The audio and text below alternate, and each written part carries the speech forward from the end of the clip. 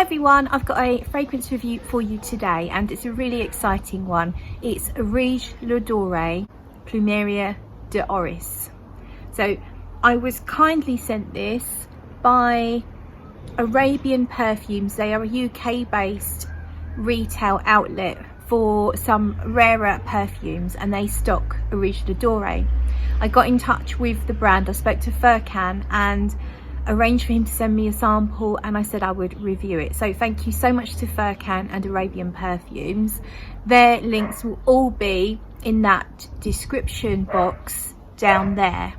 They carry several different brands including Renier, even Tom Ford, but Areej Le Dore being the one that we're talking about today. So Plumeria De Orris.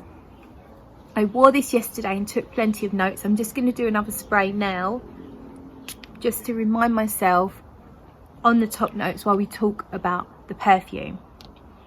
So I'll give you the notes first of all. You've got frangipani, orris, apricot, sandalwood, vanilla, civet, cedar, vetiver and myrrh. So a fairly small note listing, and of course it's called Plumeria De Orris. So of course the focus is going to be on the Plumeria, which is also known as frangipani, and I think it's the same sort of thing as tiara flower. So it's that really exotic flower, that gorgeous looking exotic heady flower from somewhere far, far away from here. When I first spray it, I find it fascinating that it's actually a mixture of dirty and clean at the same time. So there's a civet note, and civet can smell different in different concentrations. I've googled it, I've looked into it, I've read a base notes thread on civet to try and understand. So I can smell civet in here in the first moment that I spray it. It's listed as a heart note, but I get it pretty much all the way through in varying different degrees, and I get it I think the most in the opening and in the heart, and then it kind of morphs later on into something a little less punchy, shall we say. So civet can smell, to some people it could smell cheesy or leather-like, or even some people even describe it as smelling a bit vomity if it's in its full 100% concentration, but dialed down and diluted with alcohol, and then in a fragrance it just brings a different facet to the fragrance. I do not get cheese or vomit from the civet in here. What I actually get is this musky suede like feel. So I think that's probably part of the orris. I think the orris in here, I believe it's a natural orris, and I think natural orris can come off quite suedey and almost animalic. So I think combined with the civet, it gives it this very musky suede like feel that's almost dirty. So when I say musky, I don't mean the deer musk that if you know Areej Le Dore, and some of the fragrances have actual real deer musk, and I've smelt some of those and I don't like that deer musk note. To me it does smell like dead animals. It smells like meat and I don't enjoy it. I'm really pleased that in this fragrance the civet is not natural, it is synthetic, so no cruelty to animals for this fragrance. And the muskiness to me is like unwashed skin, but not to the point that it needs a shower, not to the point that someone's very dirty, but just that they're probably just about to tip the balance of needing a shower. So like someone took a shower, then went to bed and they had a long night sleeping in quite a warm room, and they wake up and they've kind of like got that musky smell, maybe on their pillow. The pillow would have that musky scent, but they're not exactly dirty, but they're not exactly squeaky clean either. However, there is a soapiness in here that meets with the fuzzy muskiness.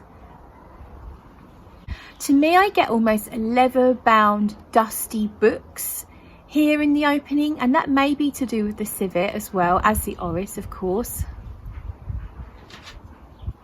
I don't really pick up on the floral element, the frangipani. There's maybe a vague hint of the floral hiding in the background. Now, I don't consider orris a floral. I know some people say it's a floral because it is from a flower, but it comes from the root, which is growing in the floor, in the earth. So for me, I've never really found iris to be floral unless it has some violet facets to it, because it shares a similar chemical breakdown as violets. It has the ionones in iris, and violet has ionones. I'm guessing they sound the same and they probably have some similar facets. Iris can smell violetty, and that's the only time I find iris to be a touch towards floral. But I don't, when I talk about floral, I mean flowers, and I don't really get anything particularly flowery at the moment, because I think the combination of the civet and the orris is quite strong.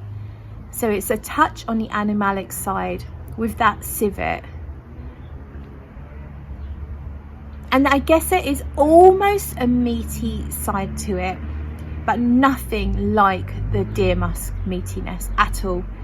But there is something similar in here, but it's much more paled down.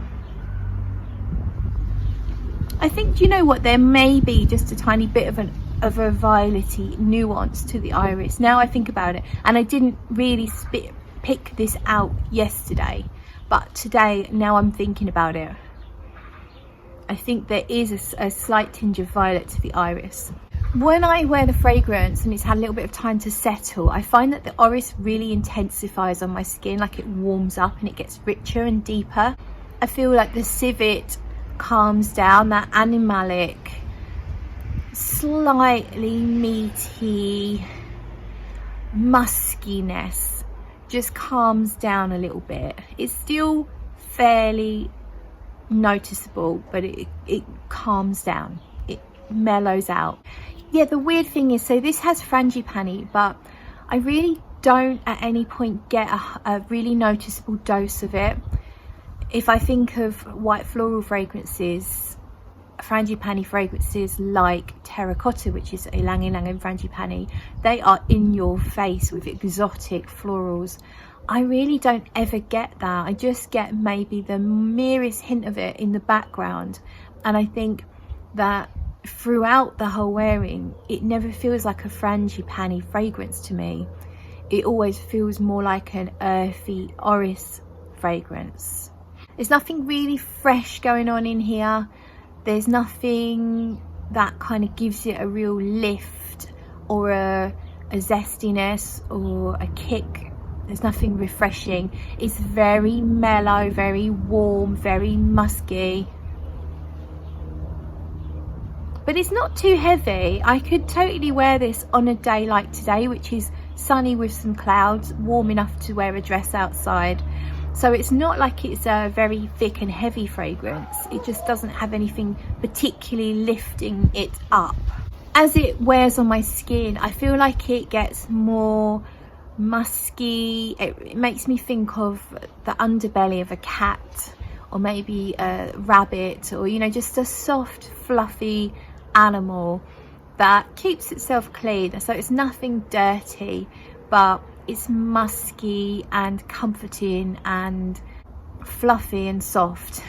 The further into the wearing, I feel like I get a mild hint of something a touch spicy, like saffron, not exactly saffron, but almost like a saffron leather combination, but a really smooth leather, a buttery leather. It doesn't quite go suede, because suede has that texture, and once you get into the fragrance, you get past the really fluffy stuff that I'm talking about, it seems to smooth out to this buttery leather with just a hint of spice.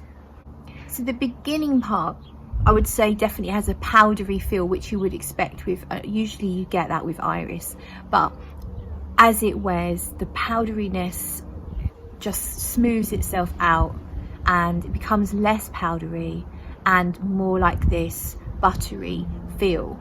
I'm thinking ballet slippers, obviously pink, soft, supple leather, delicate, pastel pink. That's the image that comes to mind once you're sort of hours into the wearing. Soft ballet slippers. But there's still that hint of civet, that never really goes away, just lends it that tiny animal tone. There's not much sweetness to me in this composition. I think if you're a man, you might find the fragrance sweet. If you're used to wearing more masculine compositions, you may find this a touch feminine leaning, simply because of the softness of the iris and the muskiness. But where I'm used to wearing quite sweet fragrances, if you don't know me and you don't know my channel, then my tastes run quite sweet with perfumery. I like white florals with vanilla. My favourite kind of fragrances are usually tinged with gourmand elements, and this, I don't really get a gourmand element with this. The vanilla, for example, I never really pick it out. I think I mean, it's obviously in there, it says it's in there, of course it's in there. I think it's just blended in so cleverly that you never actually say this is a vanilla fragrance, or I can smell the vanilla now. Certainly I never could. Same with the sandalwood, actually. It feels like it's all just blended in this big furry ball of notes where nothing can really be completely picked apart and noticed. It's just all together, creating this its own entity.